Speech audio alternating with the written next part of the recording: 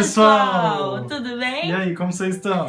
Bem-vindos a mais um Entre Parentes! Antes de começar esse vídeo, não esquece de curtir, compartilhar, de tocar aí na sinetinha. Se inscreve no nosso canal. E a gente queria mandar um beijão pra uma galera que tá seguindo a gente. Um beijaço pra Maria Vitória Pádua e um beijão pra Ana Isabelle. E o Emílio tem uma dívida a pagar. Porque eu mandei um abraço pessoal lá de Campos do Jordão, esqueci de uma pessoa. Fabiano, não foi. Olha, desculpa, viu? Mas agora eu tô lembrando de você. Um beijo, Fabiano. Deus abençoe. E perdoa, você. porque a idade tá chegando. Já não é a mesma coisa. E hoje o tema tá bem legal, viu? Hoje a gente vai falar sobre santos incorruptos. E a nossa primeira santa é... A gente vai falar de Santa Cecília. Ela foi a primeira santa que teve o corpo incorrupto reconhecido pela Igreja Católica. E ela é a santa padroeira dos músicos. A data do nascimento de Santa Cecília não se sabe ao certo, mas ela morreu por volta do ano 177 depois de Cristo. E ela foi morta decapitada. Ela tinha sido julgada e condenada à decapitação por 3 golpes. Só que a pessoa que foi matar ela cortou a cabeça dela, só que ele não conseguiu terminar por ela ser uma moça muito jovem. Então ele foi embora. E ela era muito bonita. E ela também. era muito bonita. Então ele foi embora e deixou ela com a metade da cabeça cortada.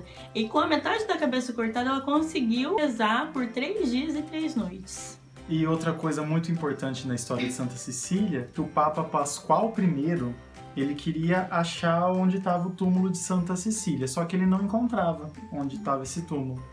E em uma visão, Santa Cecília apareceu para ele e mostrou onde estava o corpo dela. E o Papa conseguiu encontrar o corpo. Foi encontrada com o dedo nessa posição, significando a Santíssima Trindade. Muitos anos depois da morte dela, sendo assim constatada a primeira santa de corpo incorrupto pela Igreja Católica.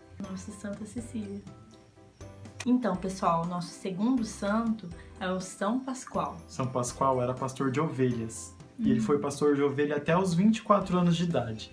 Foi quando ele teve uma visão de São Francisco e Santa Clara, convidando ele a entrar para a ordem franciscana. São Pascoal também cuidava dos pobres e doentes. Ele chorava e derramava lágrimas de misericórdia, e com isso ele realizava o milagre da cura. E São Pascoal também tinha uma devoção muito grande pela Eucaristia.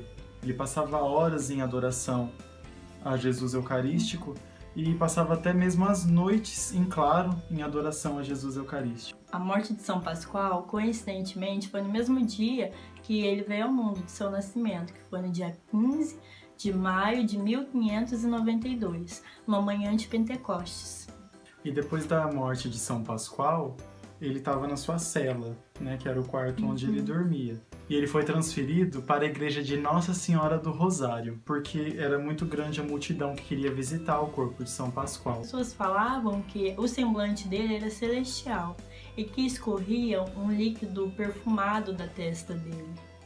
E como escorria esse líquido, as pessoas pegavam tecidos e passavam no corpo de São Pascoal para levar para as pessoas doentes. E através desse líquido muitas pessoas foram curadas. E um dos milagres de São Pascoal, o que mais se chamou a atenção, foi quando ele, já morto, o seu corpo estava exposto, e na elevação da hóstia, ele abriu os olhos no meio da multidão. Esse foi um dos maiores milagres dele. Porque ele era muito devoto da Eucaristia. Então esse foi o nosso segundo santo, São Pascoal.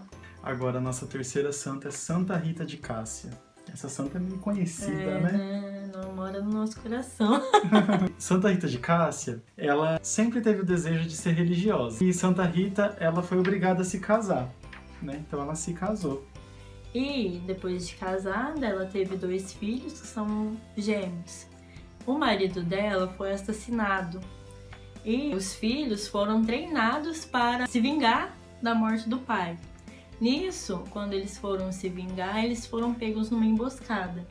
Aí ela mandou os 2 filhos para um convento bem distante. Nesse convento, as freiras recebiam muitos doentes da peste, da lepra, e os 2 acabaram pegando essa doença. E ela rezou muito para Deus que, se fosse para os filhos ficarem na terra e continuarem com essa sede de vingança, essa vontade de vingar o pai, que Deus levasse os dois. E foi assim que os dois acabaram falecendo.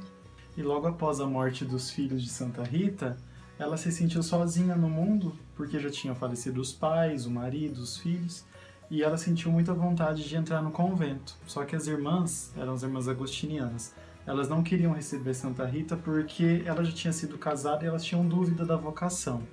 E numa noite ela estava dormindo e ela escutou uma voz chamando Rita, Rita, Rita, e ela foi atender a porta para ver quem estava chamando.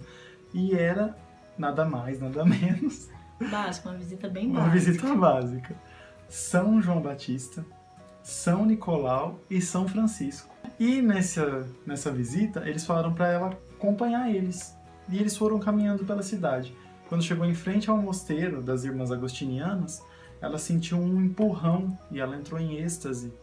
E nesse êxtase, ela entrou dentro do convento. Olha que coisa maluca, né?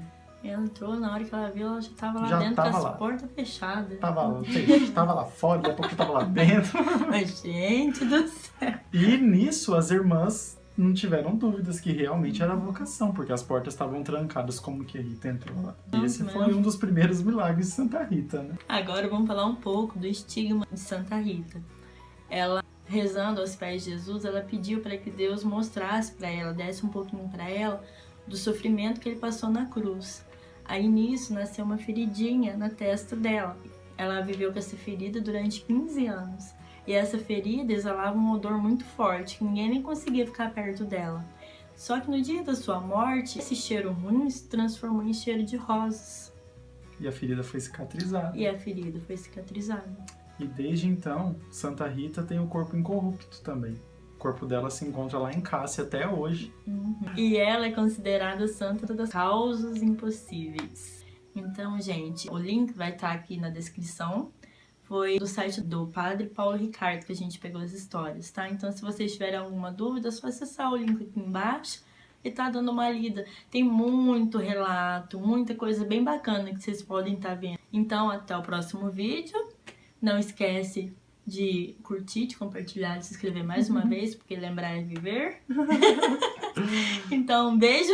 Até o próximo vídeo. Até o próximo vídeo. Que Deus abençoe vocês e até a próxima. Até, tchau. Tchau.